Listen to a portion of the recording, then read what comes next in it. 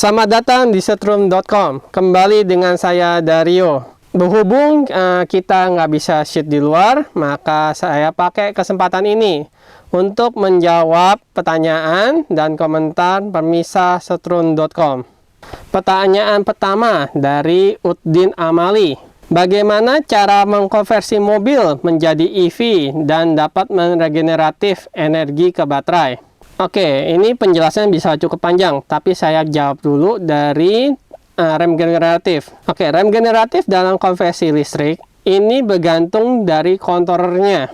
Jika Anda mau rem generatif di kendaraan konversi Anda bisa cek di spec sheet-nya kontoror yang Anda beli. Kalau cara mengkonversi mobil, ini sebenarnya bisa jadi satu video sendiri. Tapi saya akan coba jelaskan dalam beberapa menit.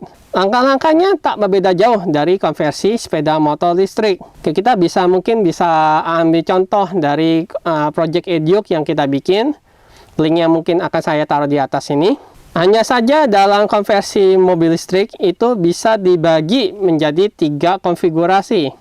Yang pertama, mungkin konversi ini yang paling umum dan paling mudah dilakukan ke mobil manual, yaitu motor ditempel langsung ke transmisi yang sudah ada sebelumnya. Cara ini mirip dengan cara konversi Toyota Starlet listrik yang kita pernah bahas sebelumnya. Link bisa Anda klik di atas sini. Kalau Anda memakai konfigurasi ini, transmisi bawaan mobil Anda masih bisa dipakai. Tapi cara menyetirnya bisa berbeda jauh. Cara menyetirnya yaitu Anda pilih dulu gigi berapa, biasanya gigi 2 atau 3, lalu Anda tinggal lepas koplingnya.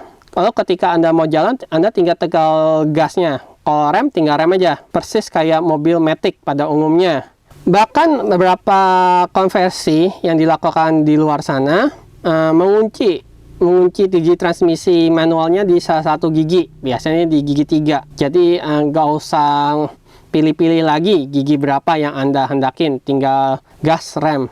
Konfigurasi yang kedua, memakai motor wheel hub seperti kebanyakan motor listrik pada umumnya. Mobil juga mempunyai wheel hub motor yang bisa Anda beli. Bahkan beberapa pabrikan mobil listrik di luar sana seperti Lordstown Endurance buatan Amerika menggunakan motor tipe wheel hub. Kekurangan konfigurasi ini, Anda sedikitnya memerlukan sepasang atau 2 buah motor untuk 1 buah mobil.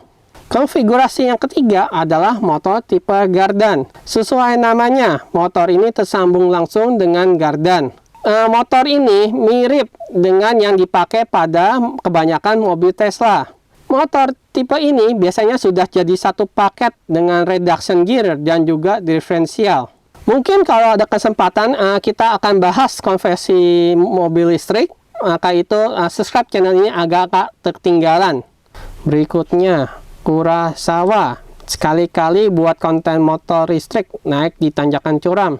Sebenarnya sudah banyak yang menanyakan hal ini, terutama di video yang membahas motor listrik pabrikan. Kalau bawa 1 orang aja, motor listrik gak ada masalah menghadapi tanjakan. Tapi kalau sudah membawa 2 orang, mulai tampak mereka tuh kesulitan. Saya rasa ini disebabkan oleh 2 hal. Pertama, settingan, dan kedua, spesifikasi baterai.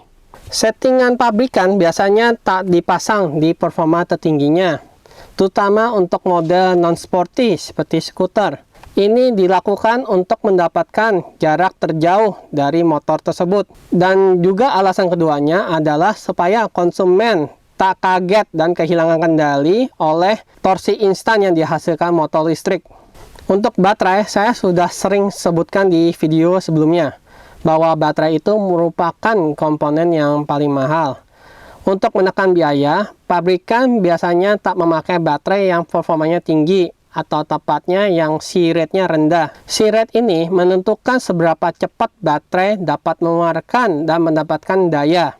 Di tanjakan, motor bekerja keras, otomatis baterai harus cepat mengeluarkan daya juga. Kalau sampai baterai tak cukup memberi daya ke motor, maka akan kesulitan menanjaknya. Tapi kalau motor listrik yang premium dan mungkin juga konversi, biasa ini tak ada masalah di tanjakan. karena dua hal yang saya sebutkan sebelumnya tidak ada.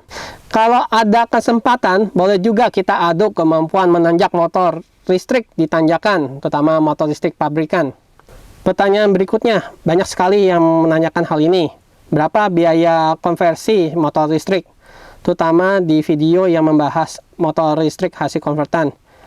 Kami kadang nggak menjawab pertanyaan ini karena dua alasan. Pertama, emang narasumber minta untuk tak dibuka. Kedua, karena sepeda motor listrik tersebut sudah melewati proses trial and error, maka biaya sebenarnya untuk sepeda motor tersebut tak bisa dihitung secara akurat. Jika Anda hendak melakukan konversi motor listrik, banyak faktor yang menentukan biaya yang akan Anda keluarkan. Pertama, kemauan Anda sendiri. Apakah Anda mau sepeda motor listrik itu kencang, atau apakah Anda mau sepeda motor listrik tersebut dapat jarak yang jauh, atau bahkan dua-duanya. Nah, hal ini akan menentukan biaya yang akan Anda keluarkan.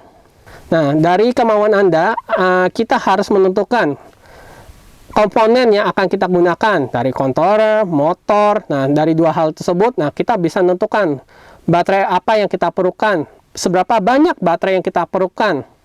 Banyak faktor yang menentukan biaya yang akan Anda keluarkan. Tapi sebagai patokan, dengan 10 juta rupiah, Anda bisa melakukan konversi motor listrik yang dapat menempuh jarak sedang dan penggunanya cukup santai. Demikian video kali ini. Jangan lupa like video ini dan subscribe channel Setron.com. Jika Anda masih memiliki pertanyaan, tolong tinggalkan pertanyaan Anda di kolom komentar di bawah ini. Terima kasih dan sampai jumpa di video berikutnya.